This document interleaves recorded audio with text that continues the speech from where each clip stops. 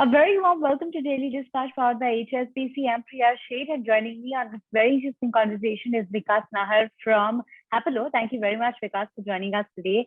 You know, it's interesting because there have been so many brands that have really taken off in this pandemic, specifically a lot of B2C brands out there. Tell us a little bit about, what kind of growth you've seen over the last couple of years and, which are your biggest selling categories now? Thank you, Priya, for having me on the show. I think COVID has been a great enabler for a lot of brands which are in the health space. If you talk about the growth multiples, I think we have grown 4x in the last couple of years. And a lot of people today want to eat healthy, and there is a lot of focus. People want to read the labels. People want to eat stuff which are guilt-free, which doesn't come with a lot of preservatives, or people want to go for all natural options. I think that has helped us because Happilo always stood for providing healthy alternatives to people, and consumers always trusted the brand for its quality and convenience, and in terms of all natural stuff. I think that's where it has helped us a lot. Right. Vikas, tell us what the plan is for 2022. What kind of categories are you looking at expanding into, and what would be your key focus areas?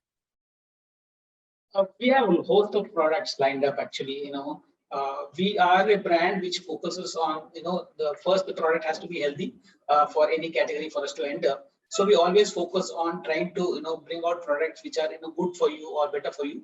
Currently we are actually expanding in terms of using dry fruits as a main ingredient. We are about to launch a bar which actually is a dry fruit bar, which has no preservatives at all. It is actually made of 100% dry fruit and nothing else. So that kind of promise it comes with, and it's age-old wisdom, right? That dry fruits are healthy. So that perception also helps, and we're trying to build on that, and we're launching a host of products where the main ingredients is dry fruits, because we believe that in today's world where there is a lot of dearth of shortage of products which are actually true to its nature. We believe Happilo can actually fill the gap. We want to provide products which are 100% healthy and it comes with 0% guilt.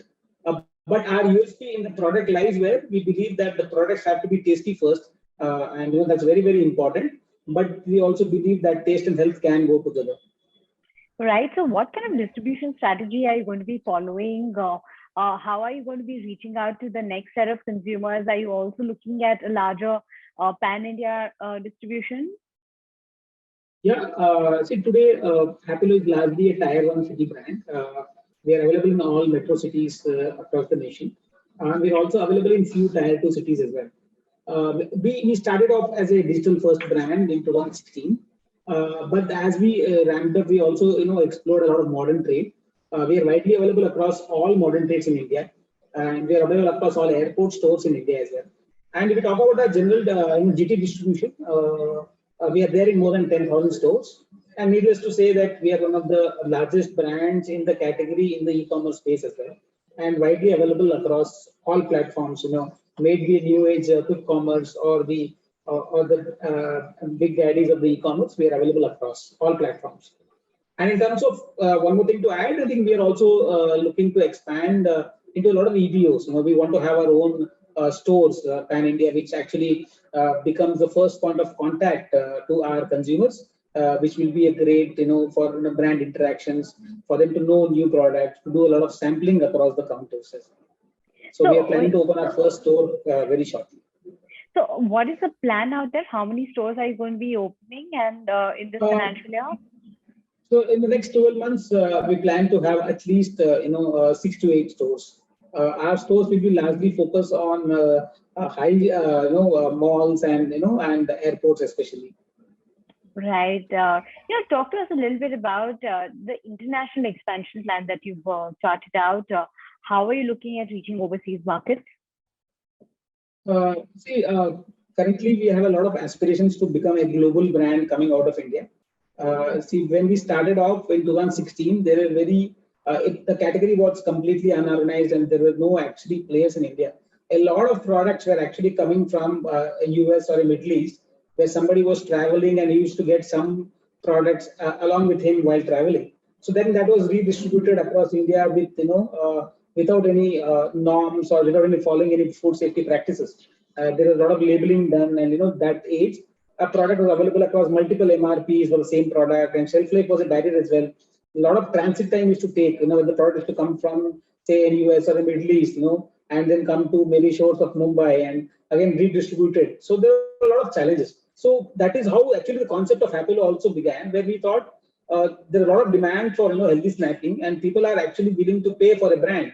And that's how we created. And today, the aspiration is always to create a large brand out of India, but also be a global brand across. So we are actually planning to have our own international presence. We are planning to go on Amazon.com shortly. We have plans to actually set up our first office in US and also in Middle East. So we are planning to expand to say more than 8 to 10 countries in the next 12 to 18 months. Absolutely. In terms of revenue and growth trajectory, what kind of targets have you set for yourself, and how large would the brand really become?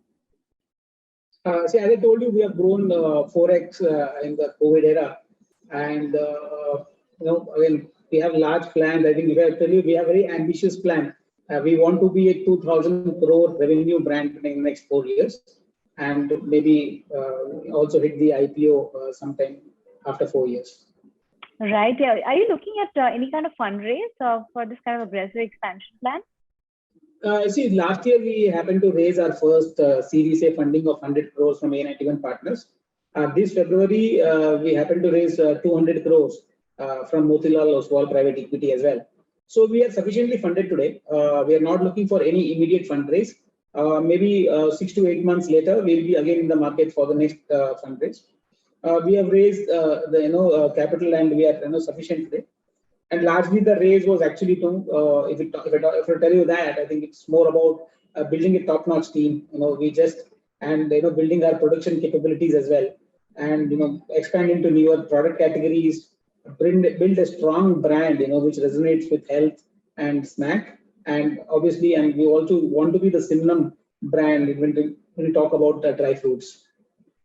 Absolutely. Thanks so much for that, Vikas. It's been a pleasure speaking with you. Thanks for your time.